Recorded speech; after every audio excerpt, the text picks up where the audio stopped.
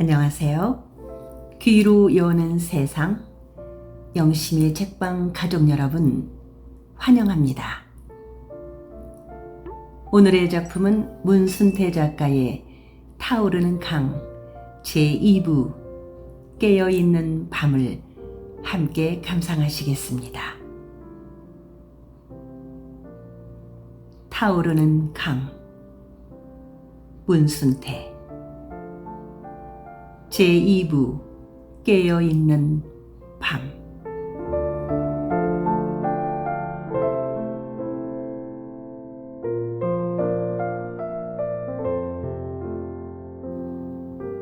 옥색 두루마기를 입은 노인 말로는 오늘 밤에도 회진 단골집에 찾아갈 것이라고 안 합디요. 웅보도 칠복이 영감의 말에 동조를 하고 있었다. 웅보가 생각하기에도 치근이 어머니한테는 아들의 넋이 실린 것이 분명한 듯 싶었고, 아들을 뒤따라 저 세상 사람이 되지 않게 하기 위해서는 옥색 두루마기 노인 말 맞다나 신굿을 해주는 것이 좋을 것 같았다. 오늘 밤거정만 기다려 봅시다. 오늘 밤에도 강 건너 회진 단골집에 가신다면 사람의 힘으로는 막을 수 없는 일인께. 한동안 잠자코 있던 염주근이가 침통한 얼굴로 주위를 둘러보며 말했다. 주근이 말대로 합시다.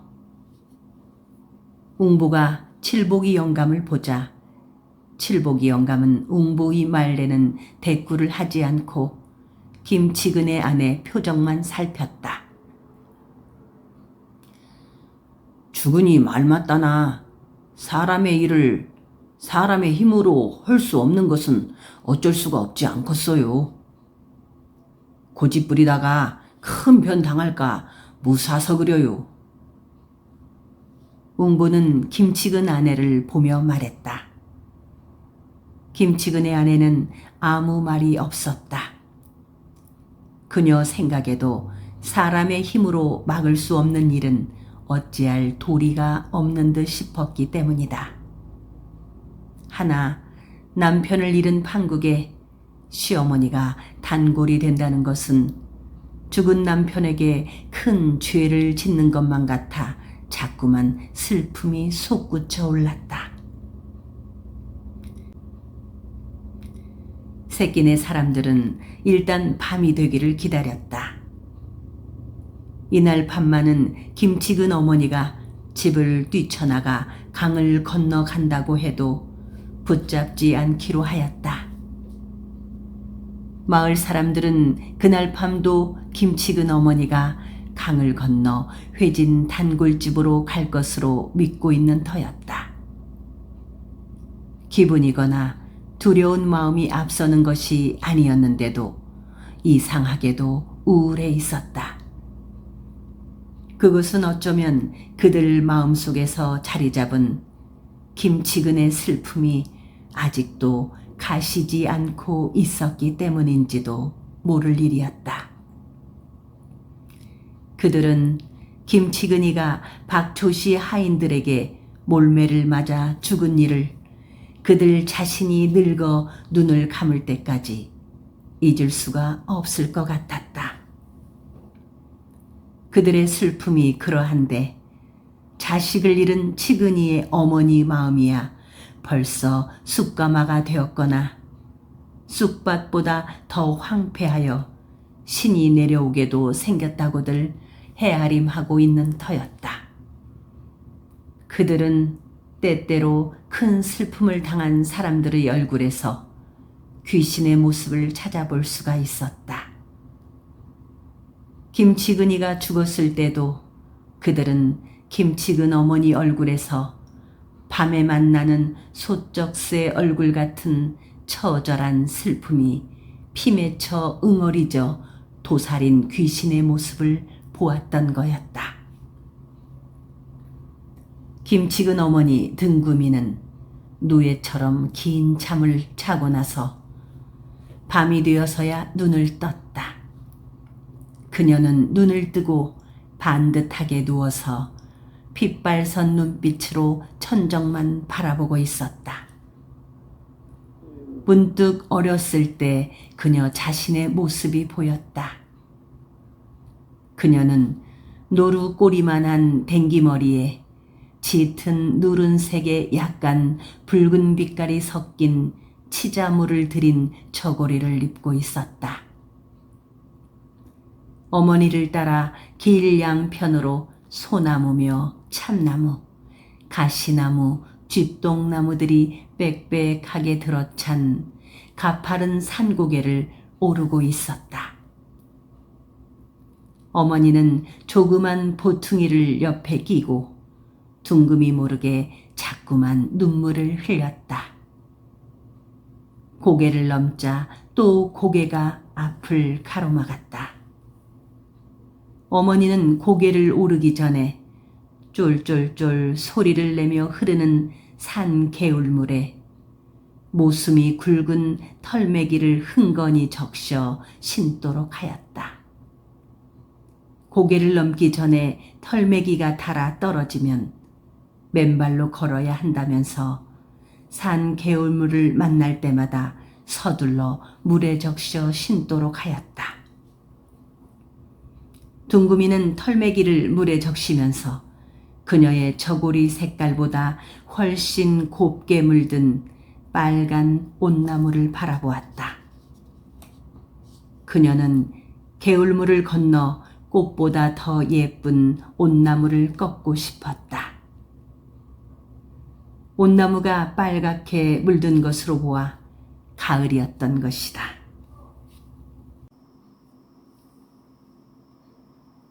고개를 넘다가 선앙당이 나오자 어머니는 돌무더기 위에 생솔 가지를 꺾어 얹고 털매기를 물에 적실 때부터 들고 온 큰 돌을 던졌다.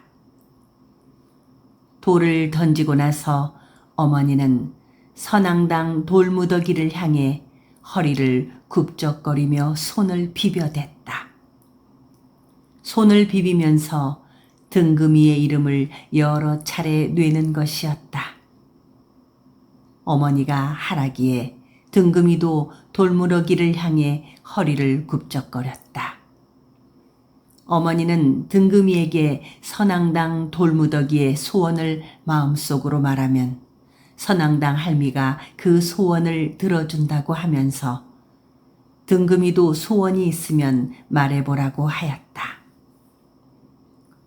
등금이는 소원이 별로 생각나지 않았다. 잠깐 동안 무슨 소원을 말할까 하고 생각하는 등금이의 머리에 차르르 기름기가 돌고 모락모락 김이 오르는 하얀 쌀밥이 떠올랐다. 등금이는 마음속으로 선앙당 할미에게 쌀밥 한 그릇 먹게 해달라고 마음속으로 말했다. 고갯길을 다시 오르면서 어머니가 선앙당 할미한테 무슨 소원을 빌었느냐고 물었을 때 둥금이는 쌀밥 한 그릇을 먹고 싶다고 빌었던 것이 창피해서 아무 대답도 할 수가 없었다.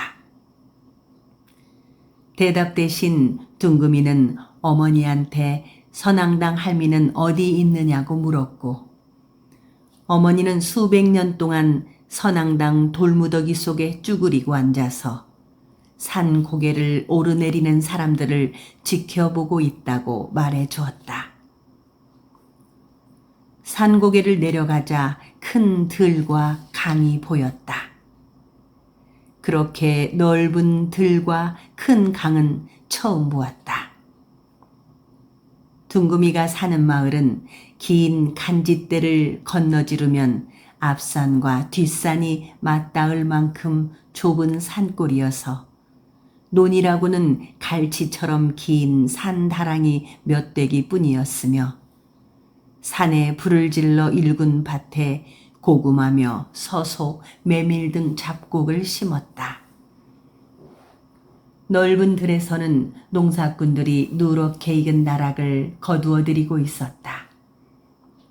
둥금이는 들에 가득한 나락을 보기만 해도 기름기가 자르르한 흰쌀밥 냄새가 물씬 콧구멍을 뚫고 배고픈 창자 속까지 찌릿찌릿 스며드는 듯한 기분이었다. 쌀밥 생각을 하자 둥금이는 갑자기 배가 고파 더 걸을 수가 없었다. 그들 모녀는 해가 떠오르기도 전에 집을 나와 석양이 뉘엿뉘엿 넓은 들판을 황금빛으로 물들일 때까지 5개의 큰 산을 넘어온 것이었다. 어머니는 배가 고파서 걸을 수가 없다고 칭얼대기 시작하는 6살 난 딸을 등에 업고 메뚜기들이 후두두 소리를 내며 떼지어 나는 논뚝길을 따라 강 쪽으로 내려갔다. 둥금이를 업고 논뚝길을 걸으면서 어머니는 자꾸만 어깨를 들먹거렸다. 처음에 둥금이는 어머니가 어디가 아픈 것인지도 모른다는 생각에 그만 걸어가겠으니 내려놓으라고 하였으나 어머니는 강을 건널 때까지만 업고 가겠다고 고집을 부렸다. 미루나무들이 나란히 줄지어 늘어선 강변 가까이 왔을 때에야 둥금이는 어머니의 두 어깨가 들먹거리는 것은 어머니가 슬프게 울고 있기 때문이라는 것을 알고서 왠지 자신도 모르게 목구멍 속이 훗훗하게 뜨거워짐을 느꼈다. 그날 아침 해가 떠오르기도 전에 집을 나온 둥금이는 어머니한테 어디를 가는 거냐고 물었지만 어머니는 대답을 해주지 않았다. 둥금이는 집을 떠나오면서 눈물바람을 하는 어머니를 보고 무엇인가 슬픈 생각이 거윗배를 앓을 때처럼 창자를 쥐어짜는 것만 같았다. 집에서 나올 때 아버지는 집안에 없었다. 둥금이의 쌍둥이 남동생 동네 개만이 잠들어 있었다. 집을 나와 징검다리를 건너 마을이 보이지 않게 된 바람 모퉁이를 보듬고 돌면서 둥금이는 문득 다시는 돌아오지 못하게 될지도 모른다는 생각이 얼핏 머리를 스쳐 지나갔다. 다시는 집에 돌아오지 못하게 된다면 아버지 얼굴이라도 한 번 더 보고 올 것을 그랬구나 싶었다. 그러나 둥금이는 어머니와 함께 가고 있다는 사실에 집을 떠나온 슬픔은 이내 사그라지고 말았다. 어머니와 함께라면 아무것도 무섭지가 않았다. 기실 둥금이는 아버지보다 어머니가 훨씬 좋았다. 아버지는 늘 표가 나게 쌍둥이 남동생인 동네개만을 예뻐하였다. 아버지는 화가 날 때마다 우리 동네개 복을 빼앗아갈 팔자 사나울련. 돼지지도 않고 살아서 우리 동네개 장례를 막으련. 하고 둥금이가 알아들을 수도 없는 말로 욕을 퍼붓곤 하였다. 둥금이가 5살이 되던 해 봄에 쌍둥이 동생인 동네개와 싸우다가 둥금이가 동생을 밀어뜨려 동네개의 이맛배기가 돌에 찍히고 말았다.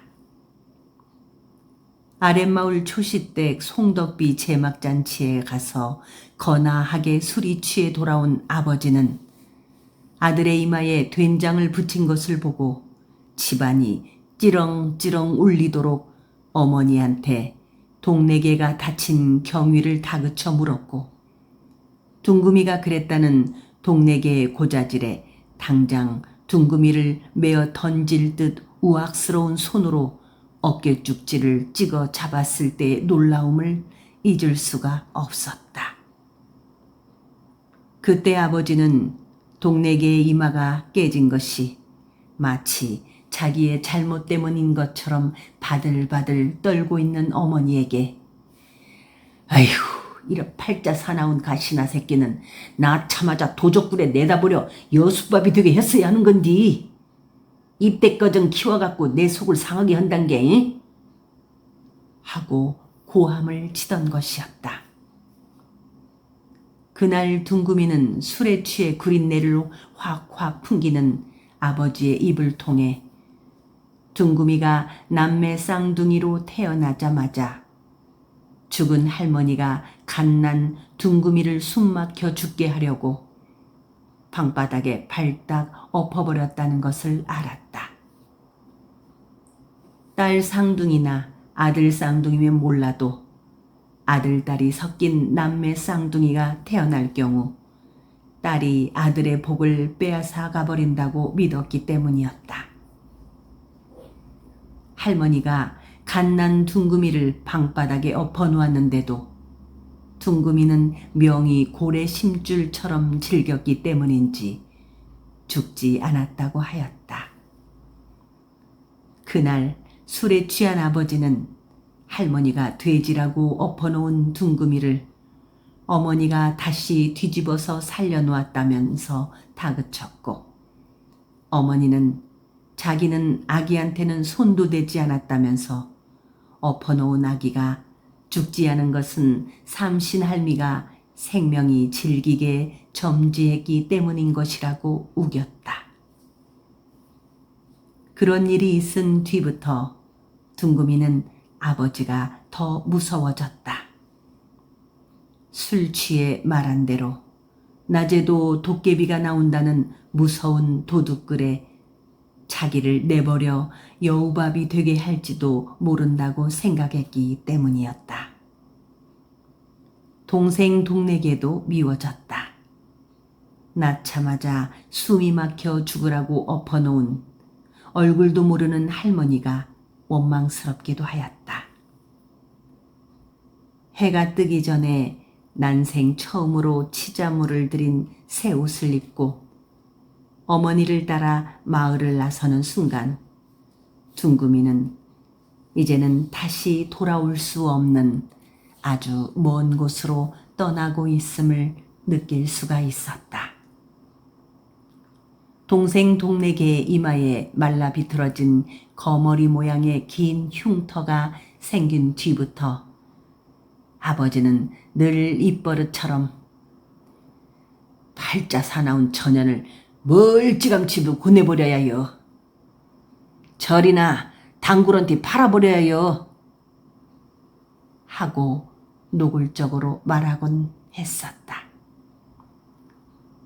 치자 물들인 새 옷을 입고 선앙당 고개를 넘으면서도 둥금이는 자신이 아버지 말대로 아주 먼 곳으로 팔려가고 있음을 아슴풀에 짐작했다. 어머니가 눈물을 감추며 훌쩍이는 것으로 봐서도 알 수가 있었다.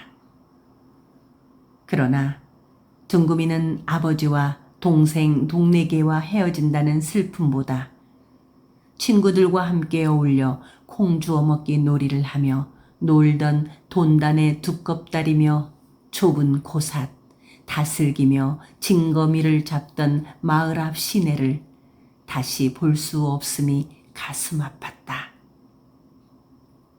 둥금이는 어머니와 함께 먼 길을 가고 있다는 것이 가슴 설레기까지 하여 후담에 마을 친구들을 다시 만날 수만 있다면 자랑 삼아 말해주리라 공그렸다.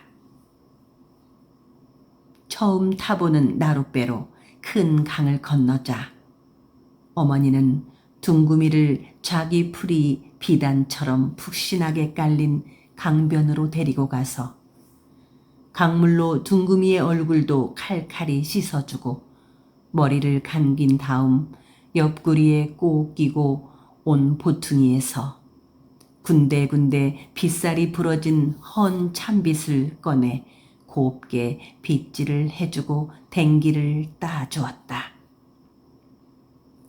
둥금이는 어머니가 보퉁이를 풀고 찬빗을 찾을 때 보퉁이 속에 어머니 옷은 하나도 없고 모두 둥금이가 입던 헌 옷을 빨아 칡뿌리 가루로 빳빳하게 풀을 먹여 넣은 것을 보고 어쩌면 어머니와 함께 살지 못하게 될지도 모른다는 생각을 하였다. 둥금아, 여자라는 것은 몸 가축을 게을리 해서는 못 쓴다. 와, 자주자주 머리를 감고 옷도 더럽기 전에 빨아 입어야 한다잉? 어머니는 둥금이의 머리에서 찬빗으로 석회를 훑어내며 말했는데 그 목소리가 촉촉이 젖어 있었다. 둥금이는 황혼이 단풍 든 온나무 잎보다 더 곱게 물든 자귀풀을 내려다보면서 어머니와 헤어지게 될지도 모른다는 슬픔 때문에 터져 나오려는 울음을 가까스로 참아냈다. 모녀는 황혼이 거치기 전에 서둘러 강을 내려다보고 있는 큰 마을로 들어섰다. 마을 뒤에는 큰 밭이 용머리 빈 죽담처럼 가지런히 둘러져 있고 마을 앞에는 1000년도 넘었음직한 늙은 팽나무 2그루가 막 숨을 거두려는 노란 햇살을 담뿍 받고 있었다. 처음 본 큰 기와집들이 여러 채 있었다. 마을 어귀에 들어선 어머니는 들에서 곡식을 거두는 일을 하고 돌아오는 농사꾼들한테 몇 마디 물어보고 나서 집 모퉁이에 은행나무가 서 있는 큰 기와집 대문 앞에 서서 잠시 미적거렸다. 한동안 멈칫거리다가 들에서 돌아오는 일꾼들을 따라 큰 기와집 안으로 들어선 모녀는 풀 상투를 한 늙은 청지기의 안내로 안방마님의 방에 발을 들여놓았다. 방 안에는 병풍이며 장롱, 경대, 문갑 등으로 으리으리한 방안 등물로 장식되어 있었다. 처음 보는 비단 옷을 입은 어머니 또래의 안방마님이라는 여자는 들릴락 말락하는 가늘고 낮은 목소리로 둥금이한테 이름이며 나이를 물었는데 둥금이가 방안 등물들을 구경하느라 두렵거리고만 있자 어머니가 팔꿈치로 옆구리를 집적거리며 대신 말해주었다. 얼굴이 갸름하고 눈이 작은 안방마님은 어머니 앞에 엽전 꾸러미를 던져주었으며 어머니는 얼핏 둥금이의 눈치를 살핀 다음 엽전 꾸러미를 냉큼 말기끈 속에 쑤셔 넣었다. 안방마님의 방에서 나온 모녀는 발을 절름거리는 늙은 하녀를 따라 부엌 옆에 있는 음습하고 답답한 골방으로 들어갔다. 골방은 늙은 하녀가 기거하는 듯 싶었다. 마음씨가 좋아 보이는 늙은 하녀는 대꼬챙이로 기름불에 심지를 돋우고 나서 잠시 부엌으로 나가더니 개다리 소반에 저녁을 들여 넣어 주었다. 보리가 반백으로 섞인 밥 2그릇이 무춤하게 담긴 소반 위에 향기로운 김이 모락모락 피어 올랐다. 엄니, 선앙당 할미가 내 소원을 들어주셨는게벼. 숟갈을 들고 밥그릇을 내려다보며 둥금이가 말하자. 소원이라니? 무슨 소원을 말했는디? 하고 어머니가 슬픈 얼굴로 물었다. 둥금이는 어머니한테 선앙당 할미에게 빌었던 소원을 말하려다가 갑자기 부끄러운 생각이 들어 엄니랑 함꾼에 살게 헤어주라고 하며 말끝을 얼버무리고 말았다. 그날 밤 어머니는 둥금이를 가슴에 꼭 끼고 잤다. 둥금이가 어머니의 품속에 안겨 자는 것은 처음 있는 일이었다. 어머니의 품속은 언제나 쌍둥이 남동생 동네개가 차지하고 있었기 때문이다. 어머니의 품을 독차지하고 있는 동네개를 볼 때마다 둥금이는 남동생이 한없이 부럽기도 했고 그런 남동생이 죽어버렸으면 하고 생각하기도 했었다. 그런 어머니의 품속을 둥금이 혼자서 독차지하고 잠을 잘 수가 있다고 하니 당장 내일 어머니와 헤어진다고 해도 그 슬픔을 참아낼 수가 있을 것 같았다. 어머니의 푹신한 품속에 안긴 둥금이는 되도록 잠들지 않으려고 눈썹에 힘을 주었으나 온종일 산길을 걸어왔기 때문인지 이내 스르르 눈을 감고 말았다. 자다가 얼핏 잠을 깨어보니 어머니는 둥금이를 으스러지도록 껴안은 채 훌쩍훌쩍 울고 있었다. 울고 있는 어머니의 품속은 모닥불처럼 뜨거웠고 솜니불처럼 푹신하게 느껴졌다. 아침에 깨어보니 어머니가 보이지 않았다. 방 윗목에 어머니가 옆구리에 끼고 왔던 조그마한 옥보퉁이만 유난히 한거로이 남아 있었다. 그 큰 집안을 다 꿰고 돌아다녀 봐도 어머니는 보이지 않았다.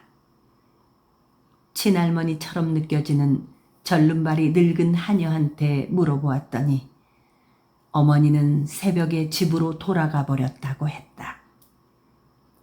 둥금이는 울지 않았다. 집으로 돌아가겠다고 떼를 쓰지도 않았다. 그저 올 것이 왔구나 하고 생각할 뿐이었다. 둥금이는 어머니가 안방마님이 던져주는 엽전 꾸러미를 딸의 눈치를 보며 말기끈 속으로 쑤셔 넣을 때 이미 자신이 종으로 팔려온 것을 얼추 헤아림하고 있었던 것이다. 그 뒤 둥금이는 한 번도 어머니를 찾지 않고 절름발이 늙은 하녀에게서 부엌일을 배우며 자랐다. 둥금이는 어머니가 생각날 때마다 그녀가 상전으로 모시고 살아가는 진사댁 사랑채 뜰하게 수국꽃나무를 생각했다. 둥금이가 진사댁으로 들어온 다음해 봄에 절름발이 늙은 하녀의 아들인 둥금이보다 나이가 10살이나 더 많은 덩덕새머리의 떡바우가 산에서 캐다 심은 수국꽃나무는 어머니가 없이도 혼자 잘도 자라서 해마다 첫 여름이 되면 탐스러운 남보랏빛 꽃을 흐드러지게 피우곤 하지 않는가. 둥금이는 해마다 사랑채 뜰하게 수국꽃이 피기를 기다리며 자랐다. 그녀도 산에서 캐다 심어놓은 수국꽃나무처럼 어머니 없이도 잘 자랐다. 수국꽃처럼 탐스러워져 갔다. 둥금이가 어머니를 잊을 수 있었던 것은 그녀가 팔려오던 날 어머니와 함께 산 고개를 넘으면서 선앙당 할미한테 마음속으로 소원을 빌었던 대로 흰 쌀밥을 배불리 먹을 수 있었기 때문이 아니라 그녀의 한 몸을 작두질해서 열 토막으로 갈라놓아도 못다 해낼 만큼 자꾸만 쌓이는 그 많은 일에 지친 탓이었는지도 몰랐다. 절름발이 늙은 하녀가 죽은 뒤로 둥금이가 해야 할 일은 너무 많았다. 절름발이 늙은 하녀가 죽어나가던 날, 둥금이는 종으로 팔려온 뒤 처음으로 눈물을 흘리며 어머니를 생각해 보았다. 마치 어머니의 죽음을 보는 듯 슬픔이 온몸을 죄어왔다. 절름발이 늙은 하녀가 어머니를 대신해 주었기 때문이었다. 어머니처럼 따랐던 절름발이 늙은 하녀가 죽은 이듬해 여름에 친정에 간 안방마님 대신 바깥사랑의 나리마님 시중을 들다가 몸을 망쳤을 때 둥금이는 비로소 마음속으로만 사무치게 어머니를 불러보았다. 몸을 더럽힌 다음 날 둥금이는 사랑채 뜰하게 탐스럽게 피어있는 수국꽃을 뿌리채 뽑아 두엄 위에 던져버리고 말았다. 처음으로 어머니와 헤어져 있는 슬픔, 종으로 팔려온 신세를 한탄했으며 그녀를 팔아 생긴 돈을 말기끈 속에 쑤셔 넣었던 어머니의 희미한 모습이 원망스럽게 가슴속 깊숙이 칼끝처럼 찍혀온 것이었다. 그녀는 갑자기 어렸을 때 떠나온 고향을 생각했다. 그러나 어떻게 해야 고향으로 돌아갈 수 있는 것인지 알 수가 없었다. 사랑채 뜰하게 수국꽃을 뿌리채 뽑아버린 뒤부터 둥금이는 목줄 지탱하고 구차스럽게 산다는 것이 그지없이 부끄럽게 생각되어지기 시작했다. 둥금이는 여러 차례 죽는 꿈을 꾸었다. 그러나 그녀의 몸에 태기가 있음을 알고 난 뒤부터는 죽음을 생각하지 않기로 하였다. 죽을 수 있는 용기가 있다면 그 용기로 처녀의 몸으로 아이를 낳는 부끄러움을 이겨내리라 마음먹었다. 배가 불러 안방마님의 다그침에 앞뒤 사정을 버선코 까 뒤집어 보이듯 한 다음에 초주검이 되도록 얻어맞고 그녀의 고향과는 정반대쪽으로 진사댁의 팔촌한테 산을 여럿 넘고 다시 강을 건너 쫓겨나듯 되팔려 가면서도 뱃속에 든 아기만은 진사댁 사랑채 뜰하게 수국꽃처럼 곱게 키워야겠다는 생각을 하였다. 아들을 낳으면서 둥금이는 다시 한번 어머니를 울부짖듯 외쳐 불러댔다. 이미 어머니의 얼굴은 여름날 아침 안개에 휩싸인 것처럼 희미해졌다. 둥금이의 눈치를 살피며 안방마님이 던져준 엽전 꾸러미를 말기끈 속에 쑤셔 넣던 모습만이 희미하게 버스럭거렸을 뿐이었다. 그녀는 어머니의 얼굴이 희미하게 잊혀져 가는 것이 마음 아팠다. 진사댁 성씨를 따서 아들 이름을 김치근이라 지어 불렀다. 치근이를 낳던 봄에 되팔려간 진사댁 팔촌의 뒷곁에 앙당그러진 수국꽃 나무 한 그루를 산에서 캐다 심었다. 그리고 마음속으로 앞으로 어떤 일이 있어도 다시는 수국꽃나무를 뿌리채 뽑아버리는 일이 없기를 하늘에 빌었다. 아들을 낳자 머리를 올려줄 남자도 없이 혼자 댕기머리를 풀고 어설프게 낭자를 틀고 진사댁 절름발이 늙은 하녀가 꽂다가 죽으면서 물려준 누런 구리 비녀를 질렀다. 남편도 없이 혼자 낭자를 틀고 비녀를 꽂으면서 둥금이는 오장육부가 느글느글하게 녹아내리는 듯한 외로움과 슬픔을 맛보았다. 그녀는 어떤 부끄러움과 마음 아픔도 죽는 것보다는 낫다는 생각으로 아들 치근이한테 흥건하게 정을 쏟았다. 자신의 이 같은 팔자 사나움은 쌍둥이 누이로 태어난 죄이겠거니 맷돌질하듯 마음 다독거리고 그런 자신이 10번 못 되는 한이 있어도 친정 집안을 이끌어갈 쌍둥이 남동생 동네 개만 잘 되면 그만이다 싶었다. 그리고 후담에 아들 치근이가 커서 어른이 되면 잘 살고 있는 친정을 가볼 수 있겠거니 생각했다. 아들이 크면 둥금이가 가고 싶은 고향에 데려다 줄 것으로 믿었다. 치근이는 자라면서 신통하게도 아비를 찾지 않았다. 아비가 누구냐고 묻지를 않았다. 그냥 나는 태어날 때부터 아비 같은 건 없었거니 하고 생각한 듯 싶었다.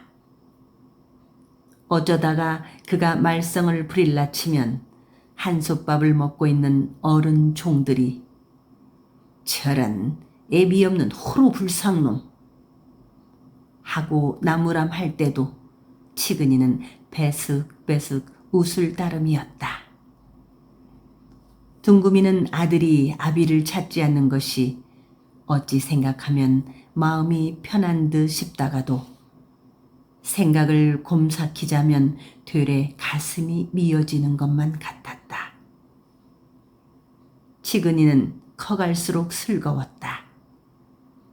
둥금이 생각에 아들이 비록 종놈의 굴레를 쓰긴 했어도 커갈수록 행동거지가 어긋남이 없는 것은 분명 양반의 피를 받아서 그렇거니 생각하고 그런 아들을 갖게 된 것이 은근히 자랑스럽기까지 하였다.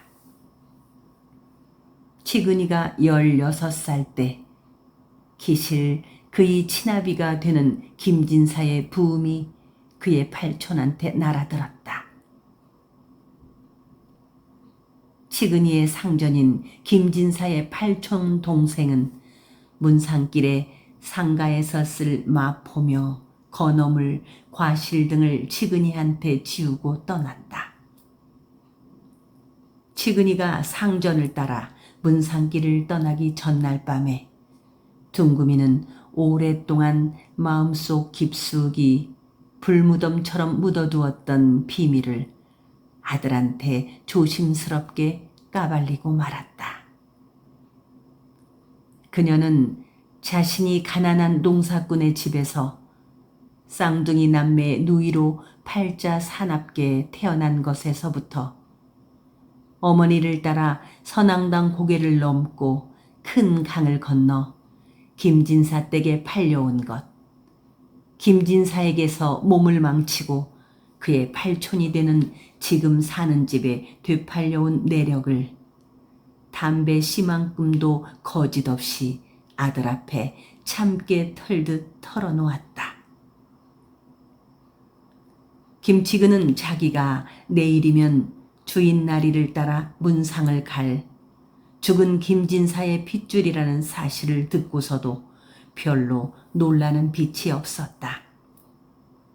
그는 마치 남의 이야기를 건성으로 듣는 것처럼 냉정하고 침착해 있었다. 둥금이는 그런 아들을 보자 약간은 기분이 쓰렁해졌다. 지난 30여 년 동안 가슴속 깊숙이 매지매지 눌러 숨겨두었던 살아온 한 맺힌 이야기를 일껏 큰 마음 먹고 털어놓았는데도 아들은 그런 어머니의 아픈 이야기를 듣고도 별다른 마음의 동요 없이 깍지똥처럼 고개를 깊숙이 파묻고 앉아 있기만 하는 것이 아닌가. 그녀는 아들한테 그녀의 과거지사를 너무 성급하게 털어놓았구나 하고 후회하였다. 치근이가 어미의 이야기를 듣고 되레 어미의 과거를 부끄럽게 생각하고 그런 어미를 못난 여자라고 얕잡아 보면 어쩌나 하고 걱정까지 하였다. 둥금이의 한 맺힌 긴 이야기를 듣고 난 뒤 말 한마디 없던 치근이는 이튿날 새벽 주인 나리를 따라 김진사의 문상길을 떠나고 말았다. 김진사의 장례를 마치고 열흘 만에 돌아온 김치근은 여전히 연병을 한바탕 치른 사람처럼 구름이 가득 낀 얼굴로 말이 없었다. 장례를 치르고 돌아온 사흘째 날밤에 둥금이가 아들을 불러앉히고 애미가 처녀의 몸을 더럽혀 상전에 자식을 낳았다고 해서 그런 애미를 얕잡아 보는 게냐고 눈물바람을 하였다. 그러자 김치근은 여전히 침울한 얼굴로 어머니의 손을 꽉 잡으며 엄니, 그런 거 아니에요. 엄니 이야기를 듣고 엄니가 더 좋아졌단게요. 지는 앞으로 엄니만을 위해서 살기로 작심을 했구만요.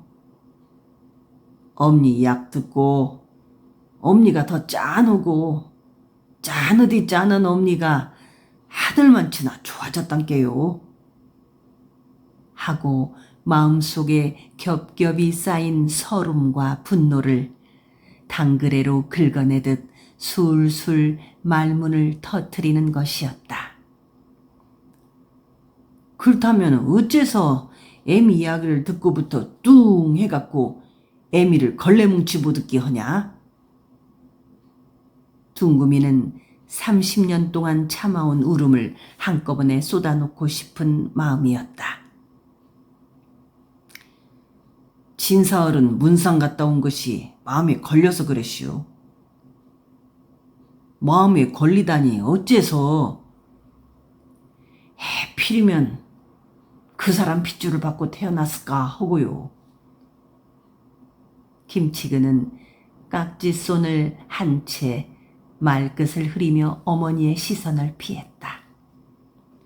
이 못난 자스가 그러면 내가 초상집에서 죽은 양반 아들 대접 받으려고 했디야? 그런 거 아니란게요. 아들 대접을 못 받아갖고 속이 상한 것이 아니란 말이여. 애시당초 그런 대접은 바라지도 않았어요. 나야 주인날이 짐꾼으로 따라간 것인지라오. 그렇다면 뭐 땜시 썩은 모개덩어리면 기로 매가리가 통없이 그러는겨. 차라리 처음부터 아버지 같은 것은 없었으면 더 좋았을 것인디. 무슨 소리를 하는겨?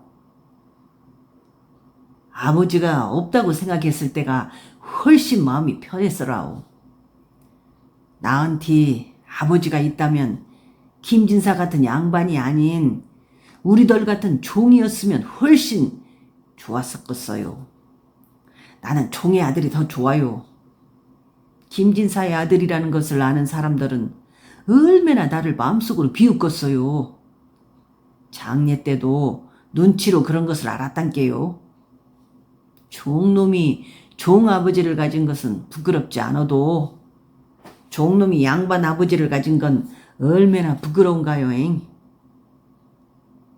치근이는 긴 이야기를 하고 나서 한숨을 토했다. 그녀는 처음으로 아들의 한숨을 듣고 오장육부가 토막토막 끊어지는 듯한 아픔을 느꼈다. 아이고, 다 이 못난 애미 탓이구나. 둥금이는 역시 아들에게 자신의 과거를 털어놓은 것을 뼈저리게 후회하고 있었다. 엄니 탓이 아니어요. 엄니를 김진사 댁에 팔아버린 외할머니 탓도 아니어요. 세상 탓이어요. 김치근은 그렇게 말하고 나서 한동안 고개를 바짝 쳐들어 눈을 감은 채 앉아있더니 엄니하고 나하고는 언제꺼정이나 종노릇만 합시다요. 내가 끝꺼정 종으로 남아있어야만 양반의 핏줄을 타고난 부끄러움을 씻을 수 있겠구만요. 하면서 크는 동안 한 번도 울지 않았던 치근이가 주르르 우는 소리도 없이 눈물을 흘리는 것이었다. 뺨 위에 흐르는 아들의 눈물을 보자 둥금이의 마음은 천갈래 만갈래 말의 갈기처럼 찢어지는 듯 하였다.